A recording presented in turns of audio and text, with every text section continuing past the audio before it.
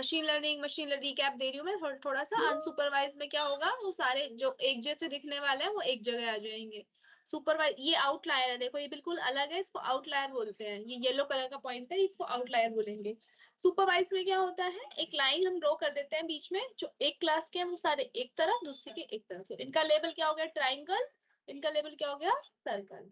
और reinforcement learning में क्या होता है, फीडबैक पे काम करता है। यहाँ पे कुछ एक्शन दिया, इसमें एक्शन लिया, फिर से एक्शन लिया, ये एक्शन पे काम करता है।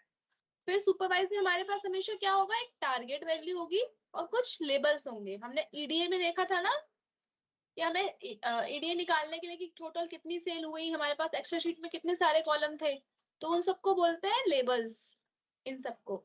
और इसको बोलते हैं टारगेट, जिसपे काम फाइनल में करना है कि कितनी सेल हुई, तो वो फाइनल में। अनसुपरवाइज में क्या होता है, हमारे पास टारगेट नहीं होता, हमारे पास सिर्फ वैल्यूज होती है और हमें उसके क्लस्टर बनाने होते हैं, गोल गोल करना होता है। ठीक है, तो सुपरवाइज लर्निंग में क्या तरीका होता है, regression and classification. Supervise learning के दो तरीके हैं, एक रिग्रेशन, क्लासिफिकेशन। तो रिग्रेशन में कौन कौन से आते हैं, linear, ridge regression, lasso regression, polynomial regression. आप पढ़ेंगे लीनियर लॉजिस्टिक। ओके, आज आपका लीनियर रहेगा। क्लासिफिकेशन में क्या आता है, logistic regression, discriminate analysis, name wise.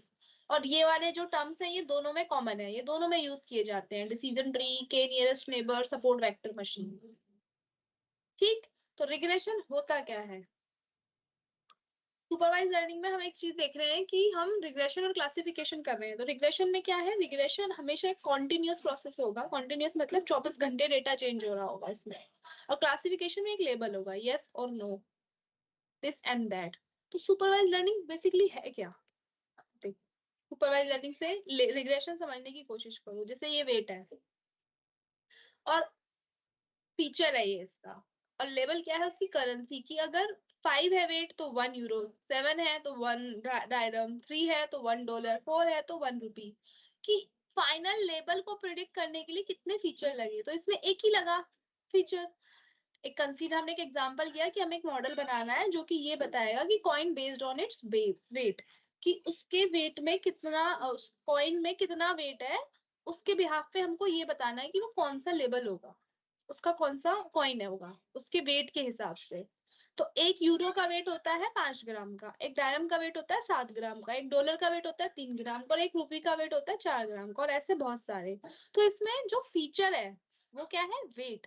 और उस फीचर को यूज करके हम क्या लेवल उसका प्रिडिक्ट करने जा रहे हैं कि अगर 5 है तो यूरो होगा, 7 है तो डायरम होगा।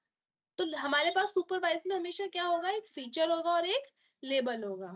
ठीक है, फीचर एक भी हो सकता है, एक से ज्यादा भी हो सकते हैं। और जब इसका प्लॉट बनाएंगे तो वो प्लॉट बनाने के लिए जो चीज यूज करते हैं उसको ही बोलते हैं रिग्रेशन। कॉन्टिन्यूअस वैल्यूज के लिए अगर है जो हमेशा चेंज हो रही है तो उसको बोलते हैं हम रिग्रेशन, क्योंकि वेट कॉन्टिन्यूअस है, चेंज होता रहता है, किसी का 4 होगा, 3 होगा, 2 होगा।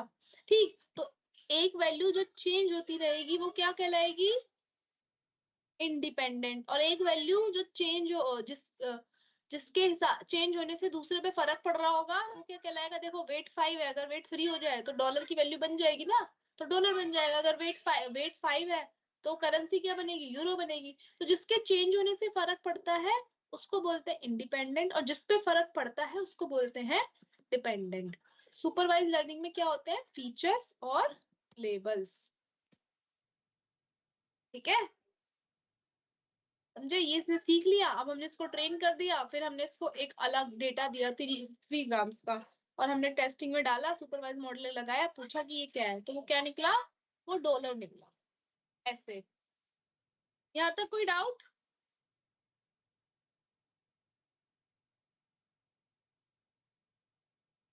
मैं आगे बढ़ती हूँ।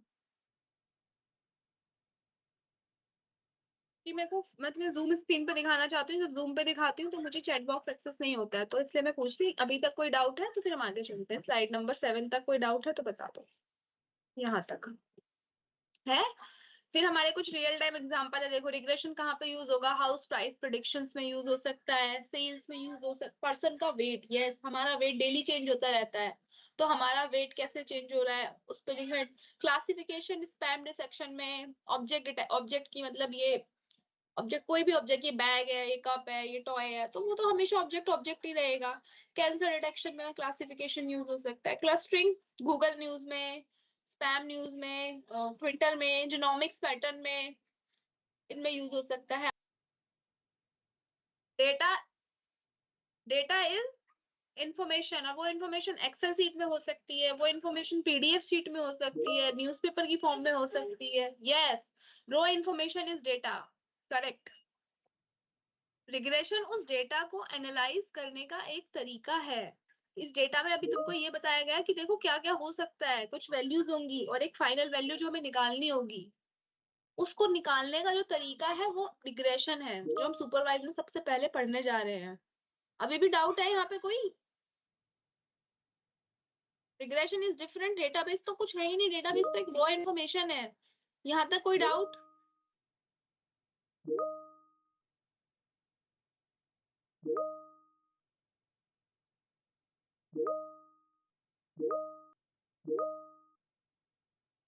ओके, तो डेटा समझ में आ गया, ये होगा डेटा, और रिग्रेशन क्या है? डेटा को समझने का एक तरीका।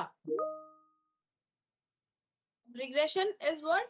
डेटा को समझने का एक तरीका। अब समझते हैं कि अब से सीरियस हो जाओ, क्योंकि अब से थ्योरी खत्म है, आज आज पूरा आपका मैथ्स है। मैथ्स को थोड़ा ध्यान से समझना। What is regression? एक स्टैटिस्टिक्स का तरीका जहां पे हम दो वेरिएबल के बीच में, एक एक्स होगा एक वाई होगा। एक्स आपका इंडिपेंडेंट होगा, देखिए ये एक्स एक्सिस है ना, ये इंडिपेंडेंट वेरिएबल, और यहाँ पे कौन सा वेरिएबल होगा? Dependent variable. इसके चेंज होने से ये चेंज हो रहा हो, इस टेक्निक को बोलते हैं, फिर जब इनको चेंज होने का जो एक ग्राफ बन के आएगा, इस टेक्निक को बोलते हैं रिग्रेशन। ये कुछ वैल्यू, जो रेड वाली वैल्यूज है वो एक्चुअल वैल्यूज है, एक्चुअल में कैसी आई, और जो ब्लू वाली लाइन है वो है जो मॉडल ने बनाई। जो ब्लू वाली लाइन है वो कौन सी है? जो मॉडल ने बनाई। ठीक है, तो रिग्रेशन क्या है? एक टेक्निक है मशीन लर्निंग की, जो हमें डेटा के बीच में वेरिएबल्स में जो रिलेशन है उसको समझने में हेल्प करती है। ठीक, अब देखो हमारे पास डेटा को समझने में जो इंडिपेंडेंट वेरिएबल और डिपेंडेंट वेरिएबल है, हमने शुरू की क्लास में भी किया था जब हमने प्रोबेबिलिटी पढ़ी थी, कि हमारे पास दो तरह के वेरिएबल्स होते हैं, कैटेगोरिकल और कॉन्टिन्यूअस। कैटेगोरिकल में क्या होता है? फाइनाइट नंबर होगा, कुछ नेम होगा, नंबर, अगर नंबर भी है तो फाइनाइट होगा, जैसे 1 is 1, 2 is 2, और या फिर कुछ नाम होगा, gender male female, age group दे देंगे 26 से 30, 30 से 35, प्रेजेंस और एब्सेंट, एब्सेंट और प्रेजेंट होगा, या फिर गुड बेस्ट बेस्ट बेटर होगा। ये कैटेगोरिकल है। और जब हम सिर्फ और सिर्फ इनफाइनाइट नंबर की वैल्यूज बात करेंगे, एज, हमारे पास एक दिन के बच्चे से लेके शायद अभी 100 साल तक की एज के लोग मिल जाएंगे। हाइट हर बच्चे की डिफरेंट होगी, कॉन्टिन्यूस है, ये चेंज हो रहे हैं। वेट, प्राइस, तो न्यूमेरिकल वैल्यूज कॉन्टिन्यूस में आ जाएंगी, कैटेगोरिकल वैल्यूज जो कि, तो हमारे जो डिपेंडेंट और इंडिपेंडेंट वेरिएबल्स हैं इसमें, ये कौन से हो सकते हैं? या तो कैटेगोरिकल या फिर कॉन्टिन्यूस। अब थोड़ा सा और डिफरेंट टॉपिक है, तो फिर से मैं एक बार पूछ लेती हूँ, यहाँ तक doubt? Dependent independent clear?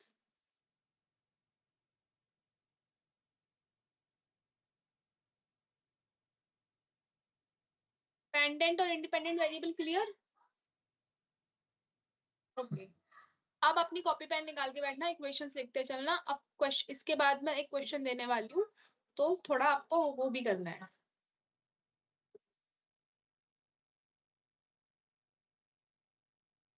Dependent क्या होता है?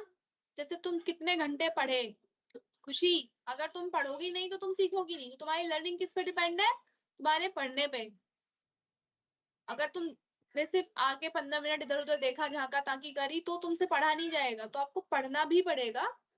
तो डिपेंडेंट क्या हुआ? आपका नंबर ऑफ आवर्स, कितने घंटे आपने पढ़ाई करी, और उसके हिसाब से आपका कैसा स्कोर आया। तो जो स्कोर आया, जो नंबर आए, वो किस पे डिपेंड कर रहे थे? Number of hours study. और जो मार्क्स आए वो आपके क्या बने? Dependent variable. और जो आपने पढ़ा, कितने घंटे पढ़ा, वो इंडिपेंडेंट वेरिएबल। और उस पर डिपेंड क्या हुआ? आपके नंबर।